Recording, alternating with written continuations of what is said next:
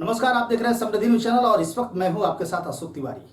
Corona virus वैश्विक महामारी इस वक्त पूरे देश में अपना कहर बरसा रही है। देश की बात क्या किया जाए, पूरे विश्व में त्राहिमाम करके रखी है। इस विकट परिस्थिति में तमाम जितने भी जनप्रतिनिधि है, जितने भी व्यवसायिक गण हैं, सारे लोग एक दूसरे का मदद करने में लगे हुए हैं। सरकार भी अपनी अलग अलग योजनाओं से लोगों को बचाने में लगी हुई है। किसी भी तरह लोग भूख से न मरे, काफी भयावह स्थिति बनी हुई है। इस वक्त हमारे साथ एक अच्छे शिक्षाविद, समहोना उच्च विद्यालय के निदेशक कुमार द्विजेंद्र सर हमारे साथ जुड़े हुए। आइए इनसे बात करते हैं, जानते हैं क्या बताना चाहेंगे इस भयावह स्थिति में, इस विकट परिस्थिति में उनका क्या मैसेज है और क्या कहना चाहेंगे। सर, स्वागत है हमारे समृद्धि न्यूज चैनल में। सबसे पहले आपको धन्यवाद देना चाहेंगे कि इस अस्वस्थ स्थिति में भी आप कुछ समय आप हमको दिए, इसके लिए तहे दिल से आपको धन्यवाद। जानना चाहेंगे सर, विकट परिस्थिति, कोरोना संकट जो कि आम जनता, व्यवसायी और सबके साथ जो विकट परिस्थिति बनी हुई है, सबसे ज्यादा गंभीर समस्या है उन विद्यार्थियों के लिए जो विद्यालय नहीं जा पा रहे हैं। वैसे छात्र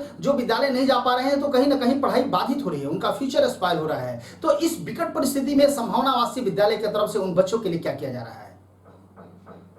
देखिए, ये सही है कि वैश्विक महामारी हम लोग झेल रहे हैं। जहाँ तक समहोना विद्यालय की बात है तो हम लोगों ने मार्च के महीने से ही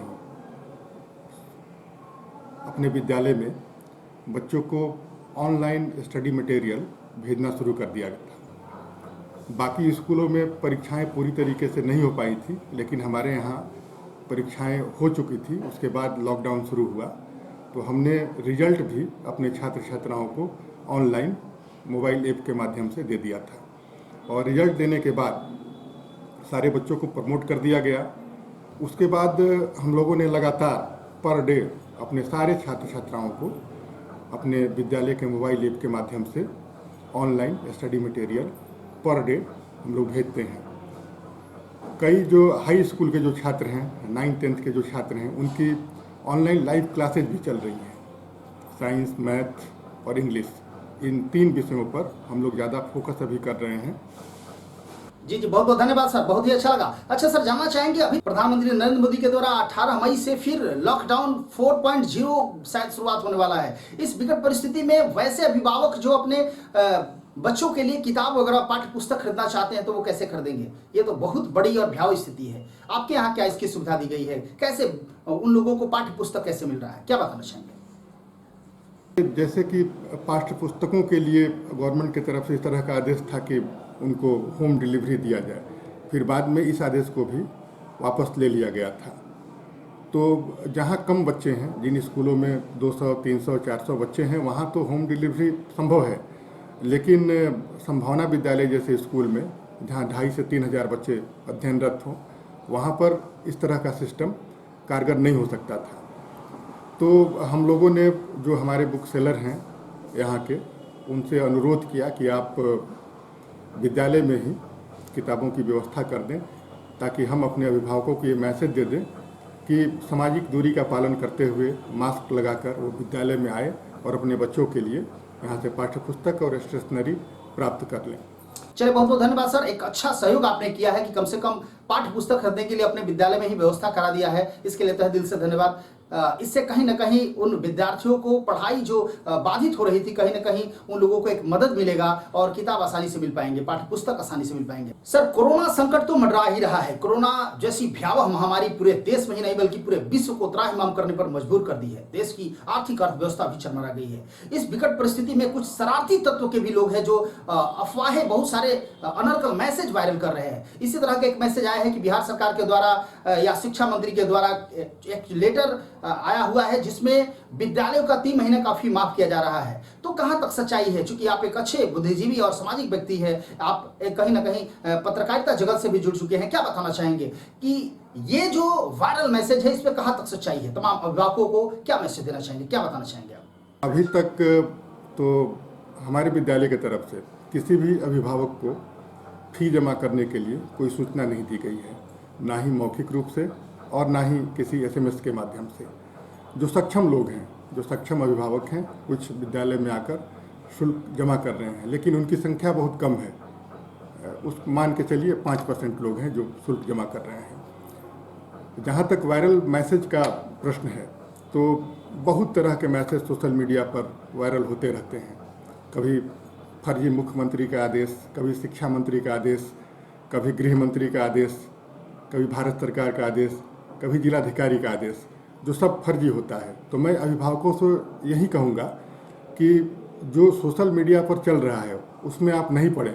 अगर आपको लगता है कि कोई सूचना आपको चाहिए तो आप सीधे स्कूल से कांटेक्ट करें, स्कूल आपको सही सूचना प्रदान करेगी। फी के लिए किसी अभिभावक पर कोई बंधन नहीं है, ना कोई जोर जबरदस्ती है कि आप आज ही जमा कर दें। फीस आप कभी भी जमा कर सकते हैं। अभी तो मैं सिर्फ ये कह रहा हूँ कि आप अपने बच्चों के लिए पाठ्य पुस्तक विद्यालय से रिसीव कर लें, ताकि आपके बच्चों का पढ़ाई बाधित नहीं हो। फी आप कभी भी जमा कर सकते हैं। फी माफ़ करने का जहाँ तक सवाल है तो उसमें कोई राज्य सरकार, कोई केंद्र सरकार या कोई जिलाधिकारी, किसी ने भी इस तरह की कोई सूचना विद्यालय के पास नहीं भेजी है कि फ़ी माफ़ कर दिया गया। और अगर फ़ी माफ़ कर दिया जाए तो हमारे विद्यालय में 150 से 200 लोग टीचिंग और नॉन टीचिंग मिला के काम करते हैं। उनको स्कूल कहाँ से वेतन देगा? एक तरफ सरकार का यह आदेश है कि अपने कर्मचारियों को बिना काटे आप पूर्ण वेतन दीजिए, तो दूसरी तरफ कोई भी गवर्नमेंट, कोई भी सरकार इस तरह का आदेश तो नहीं दे सकती है कि आप फीस नहीं लें और वेतन दें। तो ये सरासर गलत है। जो भी मैसेज वायरल हो रहा है सब फर्जी है। आपको अगर सच्चाई जाननी हो तो आप विद्यालय में फ़ोन करें। विद्यालय का फ़ोन 24/7 खुला रहता है, आपको सही जानकारी दी जाएगी।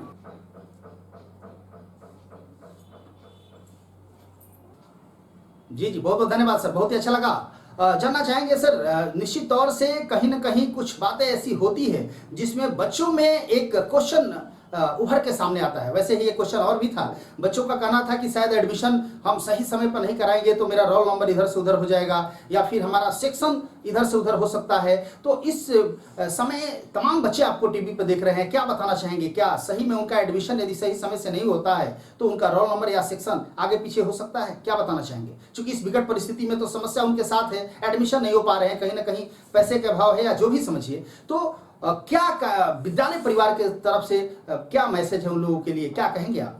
देखिए, बच्चों को मैं ये बताना चाहता हूँ कि ऑलरेडी आपको मोबाइल ऐप पर रिजल्ट भेज दिया गया है और आपको अगले क्लास में प्रमोट कर दिया गया है।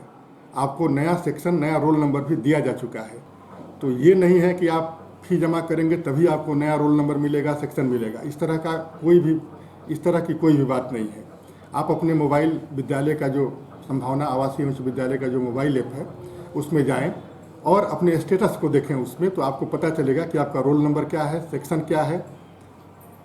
तो ये सब नहीं है कि फ़ी नहीं जमा होने से आपका नाम कट जाएगा, फाइन लगेगा, किसी भी प्रकार की कोई दिक्कत नहीं है। अगर आप सक्षम हैं तो आप फ़ी जमा करा सकते हैं, सक्षम नहीं है तो आप वेट कीजिए, जब स्कूल खुलेगा आपके पास पैसे हो जाएंगे तो आप फ़ी जमा कीजिएगा।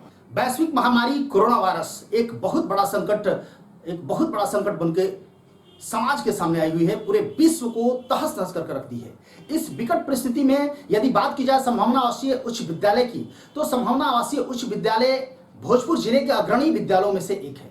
यदि बात की जाए कुमार द्विजेंद्र सर की, जो इस विद्यालय के निदेशक है, यानी कि आपकी सामाजिक गतिविधियों से सारा लोग परिचित है, समाज में एक अच्छी पहचान है आपकी, समाज में कहीं से भी आप परिचय के मोहताज नहीं है। इस विकट परिस्थिति में संभावना आवासीय उच्च विद्यालय परिवार की तरफ से तमाम उन अभिभावकों के लिए और उन बच्चों के लिए क्या व्यवस्था की जा रही है? इस विकट परिस्थिति में उन लोगों को संभावना आवासीय विद्यालय के द्वारा क्या सहयोग किया जा रहा है? विद्यालय परिवार की तरफ से हर तरह के फी में रियायत दी जा रही है। जैसे हमारे पास जो भी लोग आ रहे हैं, जो मिल रहे हैं और जिस प्रकार की रियायत मांग रहे हैं उस प्रकार की रियायत उनको दी जा रही है। लेकिन हमारी भी एक सीमा है, स्कूल की भी एक सीमा होती है। स्कूल के अपने खर्च होते हैं, उसके स्टाफ होते हैं, उसका इंफ्रास्ट्रक्चर होता है, बसों के किस्त होते हैं, विद्यालय भवन का किस्त होता है, स्टाफ के पेमेंट होते हैं। तो सबको हर तरह की छूट नहीं दी जा सकती है। जो गरीब हैं, जो नीडी हैं, उनको हम लोग छूट दे रहे हैं। लेकिन जो सक्षम लोग हैं उनसे मेरा व्यक्तिगत आग्रह होगा कि वो स्कूल में अपने बच्चे का फ़ी जमा कराएं, ताकि यहाँ काम करने वाले लोगों को समय से वेतन दिया जा सके। अच्छा सर, जैसे कि सुनने में आ रहा है कि संभावना आवासीय उच्च विद्यालय के तरफ से ट्रांसपोर्ट फी में 50% डिस्काउंट किए गए हैं, कहाँ तक सच्चाई है? तमाम दर्शक आपको टीवी स्क्रीन पर देख रहे हैं, क्या बताना चाहेंगे? हाँ, ट्रांसपोर्ट का जो फ़ी है, चूँकि हमारे बसें बच्चों को लाने ले जाने का काम अभी नहीं कर रही हैं, उसमें डीजल का जो खर्च होता है वो खर्च पूरी तरीके से बचता है, तो उसको माफ़ कर दिया गया है। लेकिन उसमें बसों पर जो काम करने वाले कर्मचारी हैं, ड्राइवर, खलासी, बसों के इंचार्ज, तो उनको वेतन देना पड़ता है, इसलिए उसका कुछ भाग हम लोग ले रहे हैं और शेष भाग माफ़ कर दे रहे हैं। सर, कोरोना संकट में सारे बच्चे घर पे बैठे हुए हैं, सारे अभिभावक घर में हैं, सारे लोग आपको टीवी स्क्रीन पे देख रहे हैं। इस विकट परिस्थिति में जहां बच्चे घर में बैठ के पढ़ाई कर रहे हैं, तो हम जानना चाहेंगे, चूंकि एक अच्छे शिक्षाविद होने के नाते, मैं सिर्फ ये बात नहीं कर रहा हूं कि संभावना आवासीय उच्च विद्यालय के ही बच्चे आपको देख रहे हैं, बहुत सारे ऐसे सरकारी स्कूल या और भी बहुत सारे स्कूल के बच्चे आपको देख रहे हैं। एक अच्छे शिक्षाविद होने के नाते और एक अच्छे सामाजिक व्यक्ति होने के नाते, एक अच्छे अभिभावक होने के नाते, आप तमाम जितने भी हमारे दर्शक हैं, जितने भी हमारे टीवी स्क्रीन पे अभिभावक या बच्चे देख रहे हैं, उन बच्चों को आप क्या मैसेज देना चाहेंगे? कैसे इस विकट परिस्थिति में रहना चाहिए और कैसे उन लोगों को पढ़ना चाहिए? उनकी पाठ्य शैली कैसी होनी चाहिए? क्या बताना चाहेंगे? सबसे पहले तो मैं ये कहूँगा कि वैश्विक महामारी के दौर में इस कोविड-19 से हम सभी को बचना है, और इससे बचने के लिए हम सबको सामाजिक दूरी का पालन करना होगा। हमारे प्रधानमंत्री भी बोल चुके हैं कि अगर स्वस्थ रहना है तो एक दूसरे से 2 मीटर की दूरी बनाकर रहनी होगी। मुंह पर फेस मास्क लगाना होगा और बराबर हर घंटे, हर 2 घंटे पर अपने हाथ को साबुन से अच्छी प्रकार से धोते रहना होगा, तब हम इससे बच सकते हैं। क्योंकि इस रोग का कोई वैक्सीन नहीं है, कोई दवा नहीं है, सिर्फ हमारी जो आदतें हैं उसमें हमको सुधार करने की ज़रूरत है। जहाँ तहाँ हम थूकें नहीं, किसी से हाथ नहीं मिलाएं, लोगों से दूरी बना के रखें, तो हम इससे बच सकते हैं। पठन पाठन के संबंध में मैं यही कहूँगा कि जो भी विद्यालय के द्वारा वर्क अभी दिया जा रहा है, उस वर्क को आप घर पर रहकर पूरा करें। ज़्यादा घूमने फिरने, घर से बाहर निकलने की चेष्टा न करें। फिर सरकार के तरफ से भी बहुत सारे पढ़ाई के लिए बहुत सारी चीज़ों की तैयारी की गई है, जैसे स्वयं पोर्टल है, दीक्षा पोर्टल है। टीवी पर भी आप उसके समय को नोट कर लें और वहाँ भी बैठकर टीवी के माध्यम से आप घर में पढ़ सकते हैं। मोबाइल के माध्यम से स्कूल के द्वारा अपने शिक्षकों से पढ़ सकते हैं। चलिए, बहुत बहुत धन्यवाद सर, बहुत अच्छा लगा आप हमारे साथ जुड़े, इसके लिए तहे दिल से धन्यवाद। आप लोग देख रहे थे, हमारी बात हो रही थी संभावना आवासीय उच्च विद्यालय के निदेशक कुमार द्विजेंद्र सर थे, जिन्होंने हर पहलू पर ध्यान देते हुए उन्होंने अपनी बातों को रखा।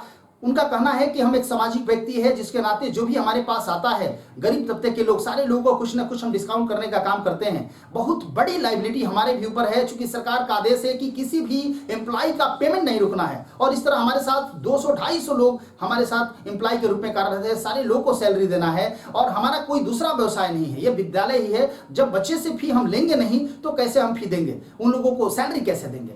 तो इसलिए सारे लोगों को साथ देना होगा। इस विकट परिस्थिति में हम तो साथ देंगे ही, तमाम अभिभावकों में भी ये जागृति होनी चाहिए, ये समझ होनी चाहिए कि विद्यालय भी कहीं ना कहीं उस फी पे ही डिपेंड कर रहा है, चाहे वो बस का इंस्टॉलमेंट हो या फिर शिक्षक का पेमेंट हो या जो भी बस चालक हैं उन लोगों को पेमेंट देना है। सारे तमाम जवाबदेही और जितने भी ये खर्चे हैं, ये सारे वो फी पे ही होते हैं। तो तमाम अभिभावकों से उन्होंने एक आग्रह किया है कि सूझबूझ के काम ले और हमारा साथ दे, कि ये विद्यालय आपका है, ये विद्यालय परिवार आपका है। यदि हम रहेंगे तभी बच्चों को अच्छा भविष्य और एक अच्छी गुणवत्ता दे पाएंगे। बहुत बहुत धन्यवाद।